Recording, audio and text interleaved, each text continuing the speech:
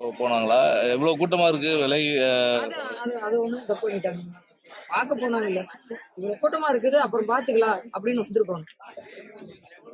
அது சென்ட்ரல் இருக்கனால எங்கிட்ட யாரும் அங்கிட்டு இருக்கு. நம்மளா இருந்தா ஒருத்தருக்கு ஒருத்தர் பிடிச்சிருவாங்க. அவங்க பிடிக்க தெரியல. கீழே விழுந்துட்டாங்க மேல ஏறி பூச்சிட்டாங்க. எனக்கு சொன்னதை சொல்றேன் நான் முன்னாடியே பார்த்துருக்கேன். உங்களுக்கு எப்படி தகவல் கிடைச்சதுங்க?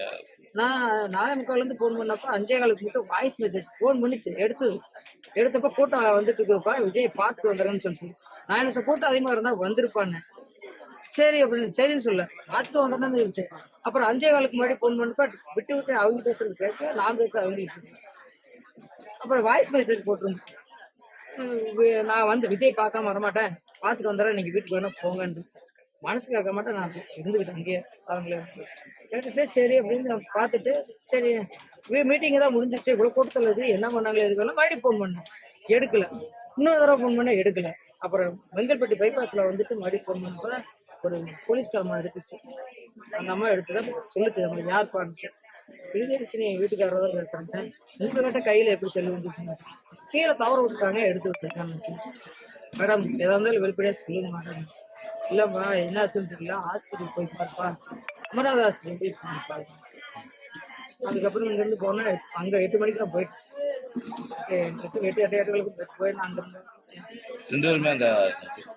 பாப்பா தான் ஃபர்ஸ்ட் பார்த்தேன். வீட்டுக்காரமா எங்க போயிட்டு எப்படி வேணாங்கன்னு தெரியல ஆச்சு பாப்பா ஃபர்ஸ்ட் இந்த தொடலுமே அங்கடா.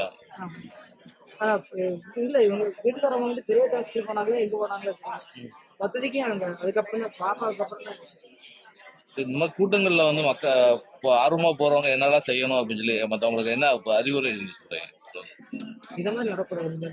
இனிமேல் வாழ்க்கையில் இத மாதிரி நடக்க வரும். அட்வைஸ் என்னோட அட்வைஸ் யாருமே யாருக்கு நீங்க போறீங்களா போயிட்டு வந்துருங்க. கூட்டத்துக்கு போகாதீங்க யாரும் போகாதீங்க. என்னோட வீட்டுக்காரமா பகலோட போயிட்டு அதோட போயிட்டு என்னோட அட்வைஸ் இவ்வளவு தீவிரமா போகாதீங்க யாரும். இப்படி குடும்பத்துக்கு இழப்பீடு வந்தப்போ அந்த அருமையை தெரியும். யாருமே அந்த மாதிரி ரசிகர்களுக்குலாம் அதுவும் இதை மாதிரி பைத்தியம் முடிச்சு போய் வளர்ந்தோம்னா நேரமா வாழ்க்கை தான் போடுறோம் நம்ம வாழ்க்கை தான் வேஸ்ட்.